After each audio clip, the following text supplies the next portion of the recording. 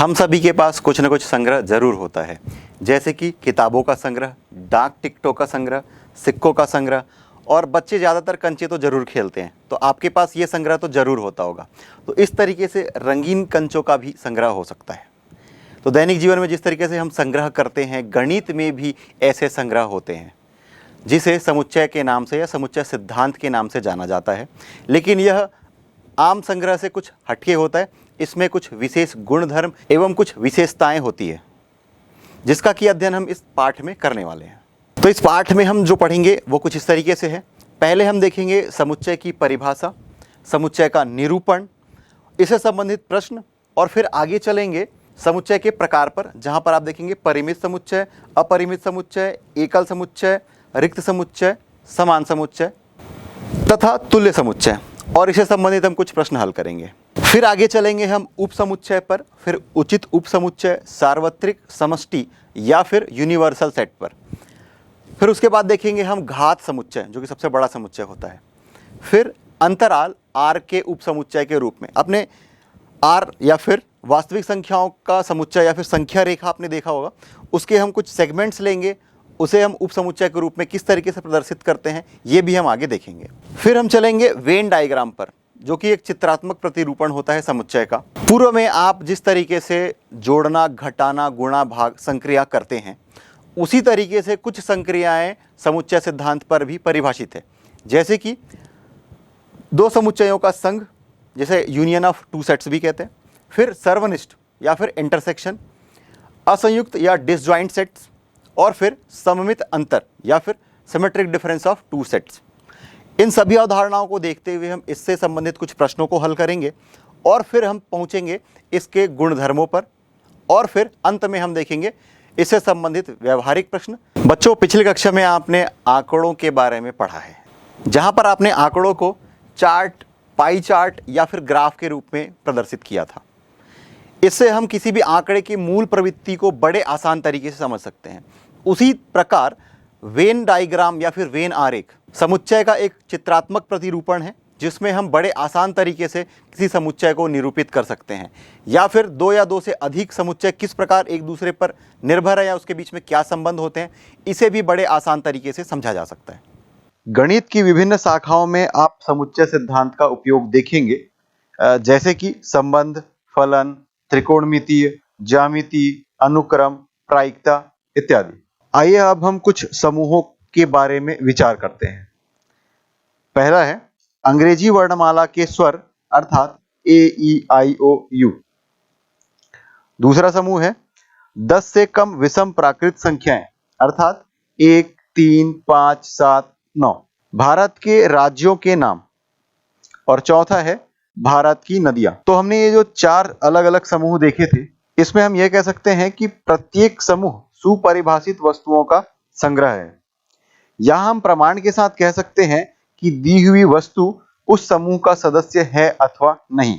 अब हम उन समूह के बारे में विचार करते हैं जिसके सदस्य स्पष्ट अथवा प्रमाण पूर्वक अपनी सदस्यता परिभाषित नहीं कर पाते, जैसे कि किसी कक्षा के मेधावी छात्रों का समूह, विश्व के वैज्ञानिकों का समूह। इन उदाहरणों में प्रत्येक व्यक्ति का अभिमत भिन्न भिन्न हो सकता है, यह किसी मानक परिणाम पर आधारित नहीं है। दूसरे शब्दों में, ये जो उदाहरण हमने लिए हैं, ये जो कथन है यह सुपरिभाषित नहीं है। तो इस प्रकार हम समुच्चय को परिभाषित कर सकते हैं। अलग अलग सुपरिभाषित वस्तुओं के संग्रह को समुच्चय कहते हैं। अब समुच्चय के कुछ नियम हैं जिसे हम देखते हैं। उसमें से पहला यह, समुच्चय में अवयवों की पुनरावृत्ति नहीं होती है। मतलब समुच्चय में जब अवयव को लिखेंगे तो एक अवयव को एक से अधिक बार नहीं लिखना होता है। दूसरा है, समुच्चय अवयवों में कम से कम एक गुण समान होता है। तीसरा, समुच्चय को अंग्रेजी वर्णमाला के बड़े अक्षरों से निरूपित किया जाता है, जैसे कि ए, बी, सी, एक्स, वाई, जेड इत्यादि। समुच्चय के सदस्यों को अवयव कहते हैं। इन्हें सामान्यतः अंग्रेजी वर्णमाला के छोटे अक्षरों से प्रदर्शित किया जाता है, जैसे कि ए, बी, सी, एक्स, वाई, जेड इत्यादि। यदि एक्स समुच्चय ए का सदस्य है तो हम कहते हैं एक्स समुच्चय ए में है, या फिर एक्स बिलोंग्स टू ए, ऐसा हम कहते हैं। और इसके लिए ग्रीक अक्षर का इस्तेमाल किया जाता है। x बिलोंग्स टू a इस तरीके से लिखा जाता है। समुच्चय को निरूपित करने की दो विधियां हैं। पहला है रोस्टर या सारणी रूप, जिसे टेबुलर फॉर्म या रोस्टर फॉर्म भी कहते हैं, और दूसरा है समुच्चय निर्माण रूप या सेट बिल्डर फॉर्म। तो पहले को देखते हैं। रोस्टर रूप में समुच्चय के सभी अवयवों को सूचीबद्ध करके लिखा जाता है। सारे अवयवों को सर्पाकार कोष्ठक के अंदर कॉमा या फिर अर्धविराम के चिन्ह का उपयोग करके लिखा जाता है। उदाहरण के तौर पर अंग्रेजी वर्णमाला के सभी स्वरों का समुच्चय, यदि हम इसे कैपिटल ए से प्रदर्शित करें तो हम लिखेंगे capital A equal to A E I O U, ये सर्पाकार कोष्ठक के अंतर्गत आएगा। दूसरा उदाहरण लेते हैं, 7 से छोटी सम संख्याओं का समुच्चय। अब सम संख्याएं कौन कौन सी होती है? 2, 4, 6, 8, 10। प्रश्न में क्या कहा गया है? 7 से छोटी सम संख्या। तो हमें क्या मिलेगा? यदि इस सेट को हम कैपिटल बी से प्रदर्शित करें तो हम लिखेंगे कैपिटल बी इक्वल टू 2, 4, 6। ये 3 अवयव आएंगे इसमें। दूसरा है समुच्चय निर्माण रूप या सेट बिल्डर फॉर्म। समुच्चय निर्माण रूप में किसी समुच्चय के सभी अवयवों का गुणधर्म समान होता है, जो समुच्चय के बाहर के अवयवों में नहीं होता। जैसे कि capital A equal to A E I O U, इस पर हम विचार करें तो हम ये पाएंगे कि समुच्चय के जो अवयव हैं वो अंग्रेजी वर्णमाला के स्वर हैं। तो इस तरीके से इन सभी अवयवों में एक गुणधर्म समान है। तो हम इस तरीके से लिखेंगे capital A equal to X such that X belongs to अंग्रेजी वर्णमाला के स्वर, या फिर हम ये कहेंगे कि ए इक्वल टू एक्स, एक्स अवयव है अंग्रेजी वर्णमाला के स्वर का। समुच्चय का गणनांक या फिर कार्डिनलिटी ऑफ अ सेट। किसी समुच्चय में उपस्थित अवयवों की संख्या को उस समुच्चय का गणनांक या कार्डिनलिटी ऑफ दैट सेट कहा जाता है। जैसे कि capital A equal to A E I O U, तो यहां पर हम देखें तो ये सेट ए है, इसमें 5 अवयव हैं, तो इसे लिखा जाएगा cardinality of A equal to 5 या फिर n of a equal to 5। चलिए कुछ प्रश्नों पर चलते हैं। इसमें हमें यह बताना है कि दिया गया जो संग्रह है वह समुच्चय है या फिर नहीं। पहला, भारत के 10 सबसे अधिक प्रभावशाली लेखकों का संग्रह। तो यहां पर प्रभावशाली लेखकों का संग्रह कहा गया है, तो ये प्रभावशाली है इसे हम परिभाषित नहीं कर सकते। यह व्यक्ति दर व्यक्ति अपने मतों के अनुसार बदलता रहता है। तो इस तरीके से ये जो पहला कथन है यह समुच्चय को नहीं दर्शाता है या फिर यह समुच्चय नहीं है। दूसरा, 200 से कम सभी प्राकृत संख्याओं का संग्रह। प्राकृत संख्याएं स्टार्ट होती है 1, 2, 3 यहां से, और ये कहां तक? 200 से कम। इसका मतलब है आखिरी जो अवयव होगा वो 199 होगा। तो इस तरीके से इसमें जो अवयव हैं वो सुपरिभाषित हैं। तो यह जो कथन है या 200 से कम सभी प्राकृत संख्याओं का जो संग्रह है यह समुच्चय है। तीसरा, लेखक प्रेमचंद द्वारा लिखित उपन्यासों का संग्रह। तो यह भी सुपरिभाषित संग्रह है। जैसे कि यहां पर स्पेसिफिक है कि प्रेमचंद के द्वारा लिखी गई उपन्यास। तो प्रेमचंद भी एक अद्वितीय व्यक्ति है और उनके द्वारा लिखी गई उपन्यास यह भी अपने आप में अद्वितीय है। अगला प्रश्न है, विश्व के सर्वश्रेष्ठ 11 हॉकी खिलाड़ियों का संग्रह। अब ये सर्वश्रेष्ठ कहा गया है तो सर्वश्रेष्ठ को नापने का कोई पैमाना नहीं है। तो इस तरीके से यह जो संग्रह है यह समुच्चय का उदाहरण नहीं है। सभी सम पूर्णांकों का संग्रह, यह समुच्चय का उदाहरण है, क्योंकि पूर्णांक सम पूर्णांक संख्याएं अपने आप में परिभाषित है। तो इस तरीके से उसका जो संग्रह बनेगा यह सुपरिभाषित संग्रह होगा। 100 से कम सभी प्राकृत संख्याओं का संग्रह। तो पूर्व की भांति यह भी सुपरिभाषित संग्रह है। तो अब हम देखते हैं कुछ मानक समुच्चय। तो उसमें से पहला है, सभी प्राकृत संख्याओं के समुच्चय को हम कैपिटल N से प्रदर्शित करते हैं। और आप ये जानते हैं कि समुच्चय के अवयवों को सर्पाकार कोष्ठक के अंतर्गत लिखा जाता है। तो हमने यहाँ पर लिखा है n equal to 1, 2, 3 and so on. इस तरीके से आगे भी संख्याएं बढ़ती जाएंगी। दूसरा है, सभी पूर्णांक संख्याओं के समुच्चय को कैपिटल Z से रिप्रेजेंट करते हैं या प्रदर्शित करते हैं, और इसमें सारी ऋणात्मक पूर्णांक संख्याएं, धनात्मक पूर्णांक संख्याएं और साथ में शून्य भी शामिल होता है। तीसरा है, सभी परिमेय संख्याओं के समुच्चय को capital Q equal to x such that x equal to p by q where q is not equal to 0 and pq belongs to z इस तरीके से प्रदर्शित किया जाता है। तो पहला इसका हम तात्पर्य समझते हैं। तो ये जो परिमेय संख्या है q, ये p by q के फॉर्म पे होता है, जहां पर q का मान शून्य नहीं हो सकता है। जैसे ही q का मान शून्य होगा वह संख्या अपरिभाषित हो जाएगी।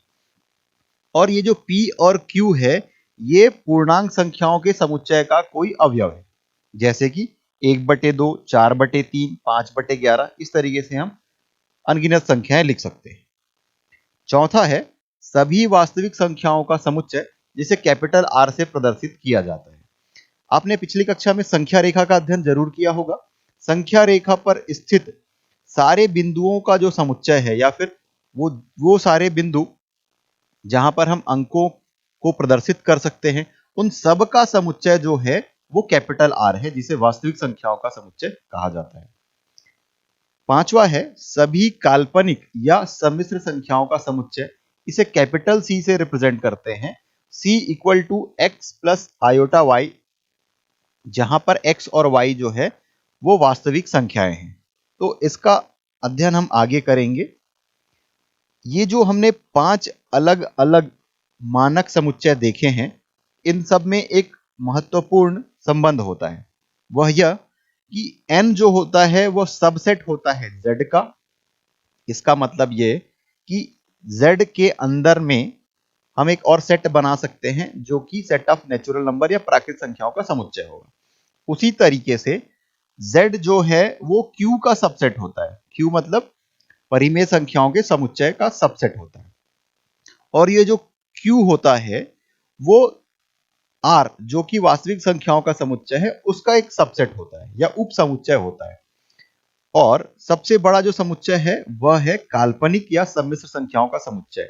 तो r भी इस सेट का सबसेट या उप समुच्चय होता है। अब प्रश्नों पर चलते हैं। प्रश्न में दिया गया है, यदि A एक सेट है और इसमें जो एलिमेंट है वो है 2, 4, 6, 8, 10, 12, 14, 16, 18 और 20, तो हमें रिक्त स्थानों की पूर्ति करना है। रिक्त स्थानों की पूर्ति कीजिए और हमें बिलोंग्स टू और डज नॉट बिलोंग्स टू, ये दो चिन्हों का इस्तेमाल करना है। तो उसमें से पहला है 5 और A। तो देखिए, ये है बिलोंग्स टू या अवयव है, इसका यह प्रतीक है। तो देखिए 5 इसमें है क्या? नहीं है, तो इसे हम लिखेंगे does not belongs to A। 5 does not belongs to A, या फिर 5 समुच्चय A में शामिल नहीं है। इसी तरीके से इसका जो दूसरा प्रश्न है ये है 6 और A। तो देखिए यहाँ पर ये 6 है, तो हम लिखेंगे 6 बिलोंग्स टू A, या फिर 6 समुच्चय A में शामिल है। इसका तीसरा प्रश्न है 10 और A। तो यहाँ पर 10 उपस्थित है, इस वजह से हम लिखेंगे 10 बिलोंग्स टू A। और चौथा प्रश्न 19 और A। देखिए 16 है, फिर 18 है, 18 के बाद में 20 है, 19 नहीं है, तो हम लिखेंगे 19 does not belongs to A, या फिर 19 समुच्चय A में शामिल नहीं है। अगला प्रश्न है, समीकरण x² plus 5x plus 6 equal to 0 का हल समुच्चय रोस्टर रूप में लिखिए।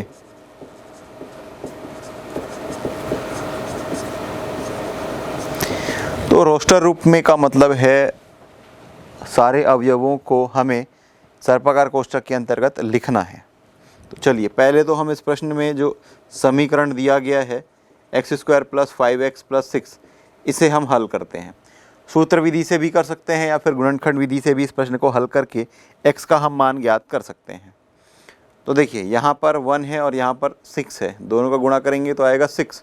6 को ऐसे दो भागों में डिवाइड करना है या तोड़ना है कि जिसके गुणा करने पर हमें 6 मिलना चाहिए और जोड़ने या घटाने पर 5 मिलना चाहिए।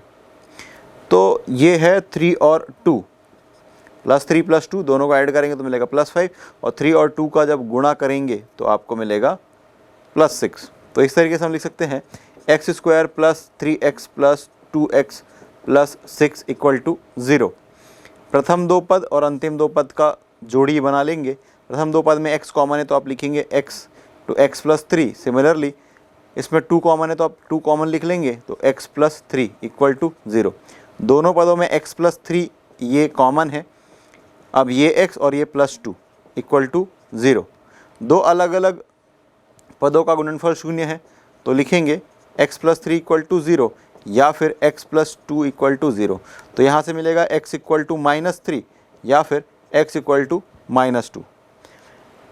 तो यहाँ पर x² + 5x + 6 का हल जो है इसे हम लिखेंगे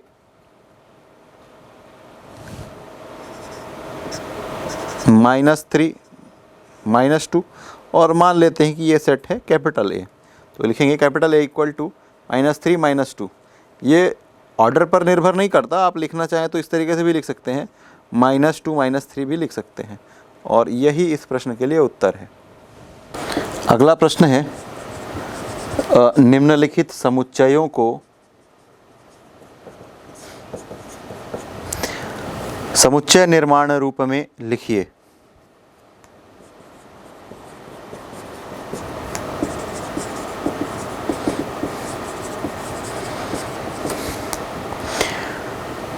पहला प्रश्न है 2, 4, 8, 16 और 32।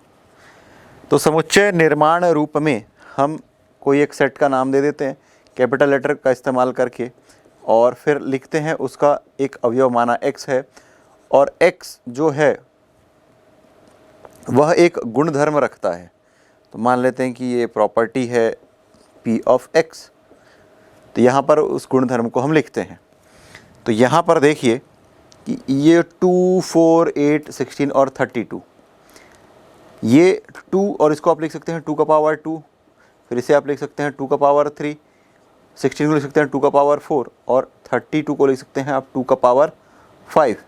तो इन सब में एक गुणधर्म ये है कि 2 का जो घात है वो एक एक करके बढ़ रहा है और ये 1 से लेकर के 5 तक का है।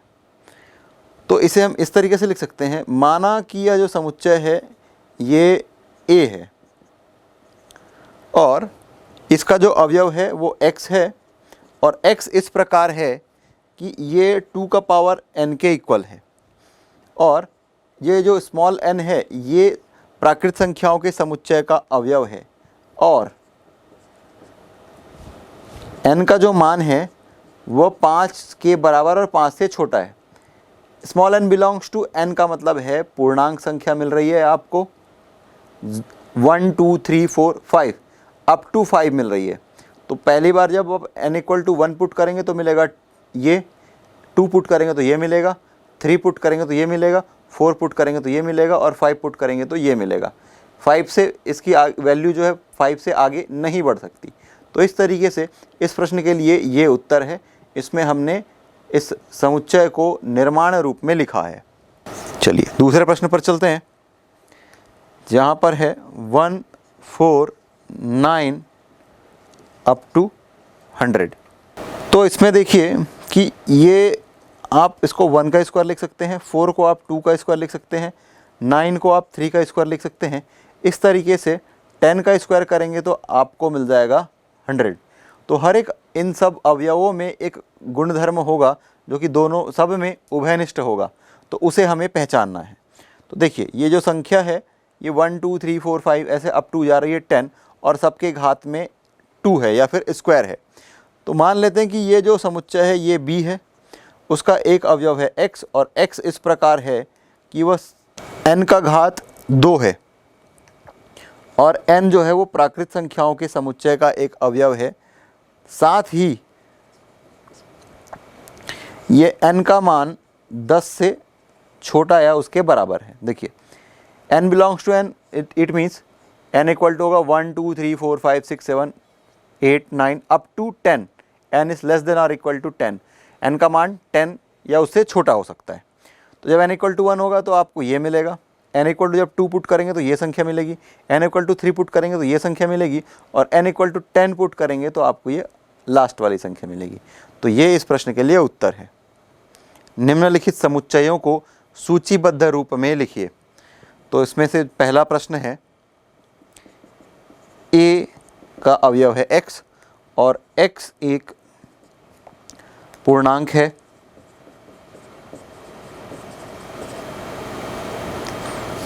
तथा 6 is less then x is less then 10।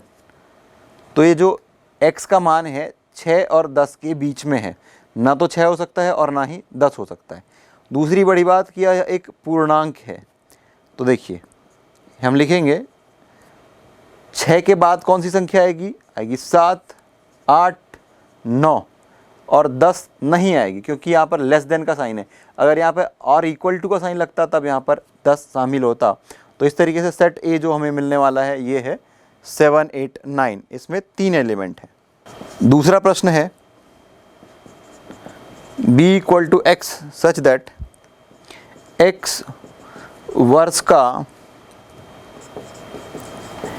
एक ऐसा महीना है जिसमें 30 दिन होते हैं।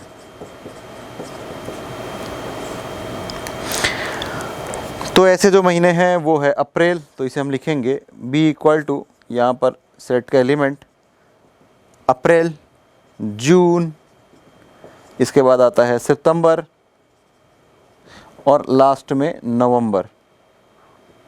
तो ये सिर्फ 4 महीने हैं जिसके कि महीने में 30 दिन होते हैं।